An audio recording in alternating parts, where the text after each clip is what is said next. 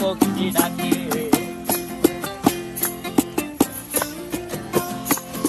এই সাগর পারে আইসায় আমার মাতাল মাতাল লাগে, এই রূপ দেখিয়া মন পিঞ্জরায় সুখের পক্ষী ডাকে। পারতাম যদি থাইকা যাইতে এই সাগরের পারে, ঝিনুক মালা গাইথা কাটাই দিতাম জীবনটারে।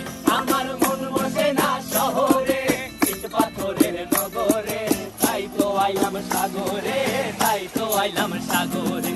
মন বসে না শহরে।